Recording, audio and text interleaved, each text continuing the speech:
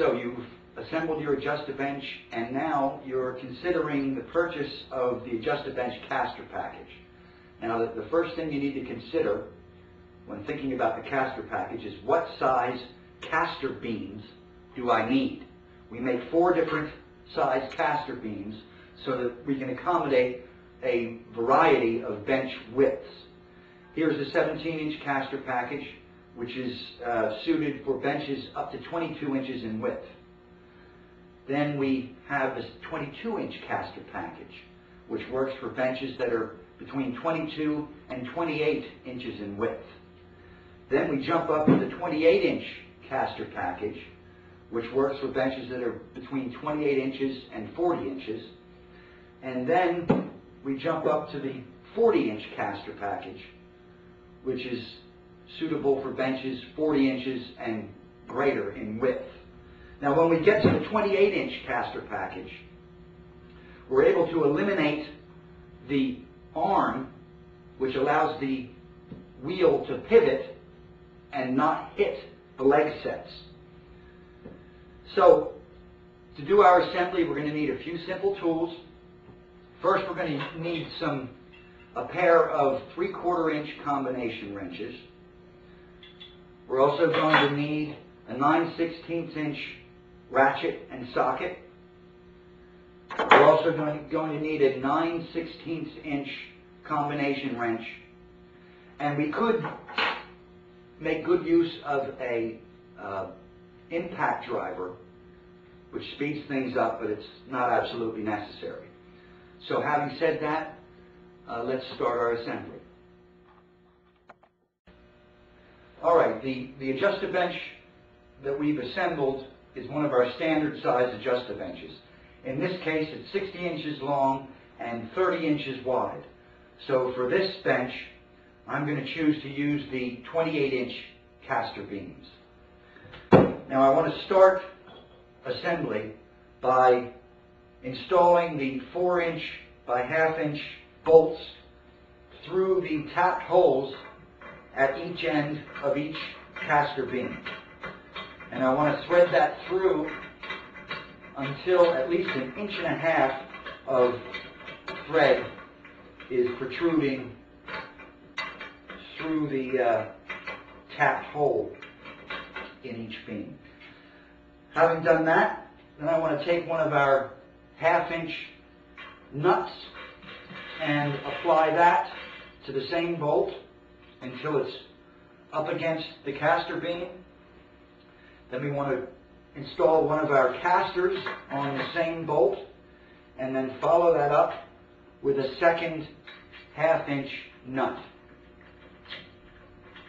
And I want to thread that on and get it fully threaded on the bolt, and then cinch the first bolt against it, and then using our 3/4-inch combination wrenches, I'm going to tighten those bolts or those nuts against each side of my Castor.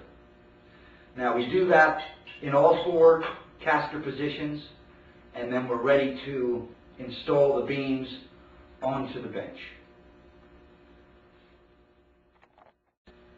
Okay, I've installed all 4 wheels on my 2 Castor beams, and I want to make sure the wheels are in their uppermost position before installing the beams to the bench.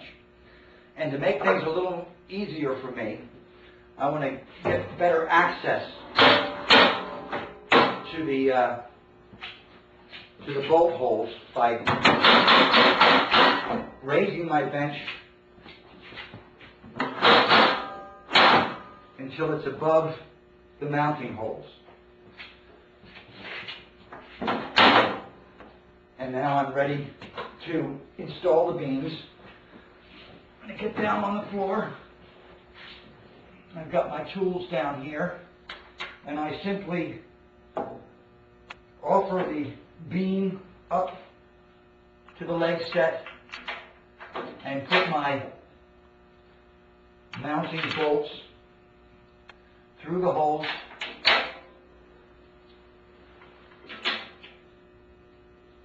going to apply a washer and nylock nut to the outside of each bolt.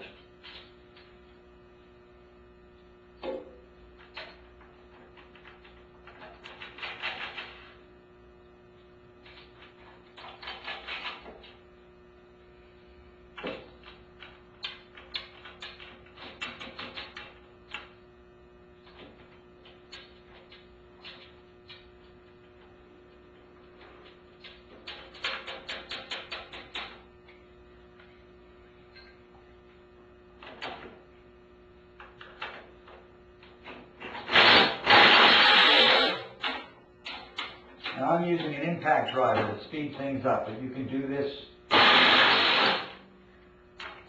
just as successfully with hand power.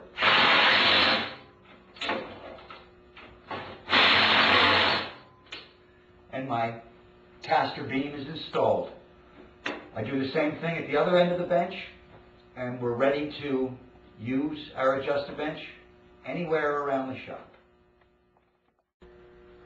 So I have both caster beams installed on my adjust-a-bench, and when installing them, I retracted the wheels into their uppermost position. So now the bench is not on the wheels, but rather the bench is sitting firmly on the ground.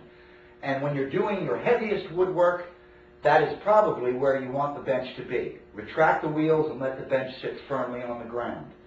But of course, when I want to move the bench, I need to lower the wheels so that the bench is lifted up onto them. To do so, I'm going to use a 3/4 inch socket and ratchet, and I'm going to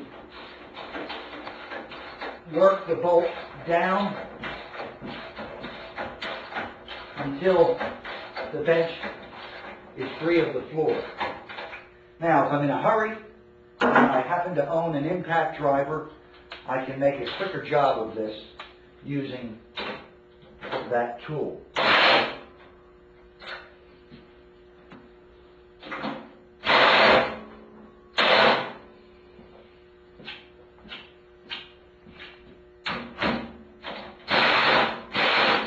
Okay, now the wheels are in contact with the floor, and I'm ready to move my bench to wherever it's going to be most useful. Now, when I get it into a new position and I retract the wheels,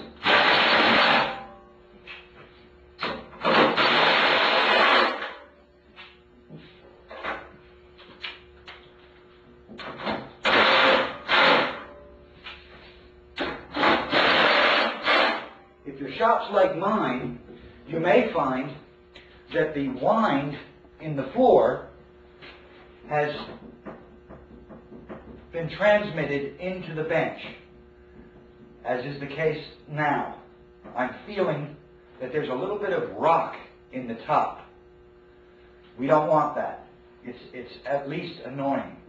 So what we do, find out which corner is low. It's going to be one of two diagonals. And I can use the Castor package to remedy the situation. Again, I'm going to use my ratchet and socket to just lift one of the low corners. And there we go. Now the bench is rock solid because it's supported at all four corners. And I'm ready to do heavy woodwork.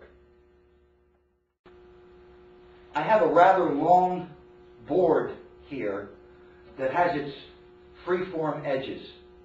Now for the woodwork project I'm doing, I need those edges to be straight. So I want to cut them straight on my bandsaw. But the board is so long that I would like to have an outfeed table to receive the board.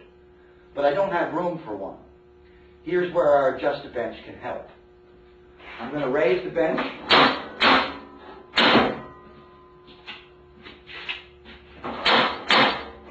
as close as possible to the height of my bandsaw table. Now, the ratchet mechanism on the adjust-a-bench gives us 1.5 increments. Now, I can see the height of the table here is not the same as the height of the table there. It's close, but it's not perfect, and that's what I want it to be. So I'm going to use my ratchet and socket to raise the bench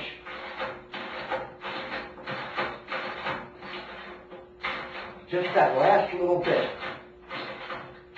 so that I have my bandsaw table and my adjust-a-bench work surface at exactly the same height and in the same plane.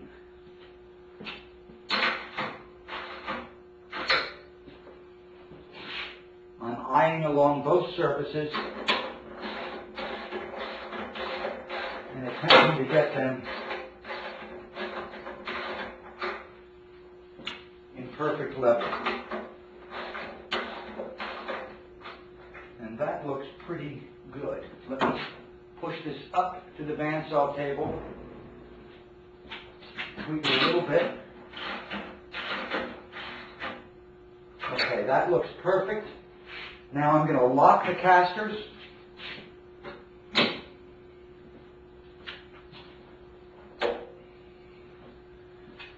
And I'm ready to make my cut.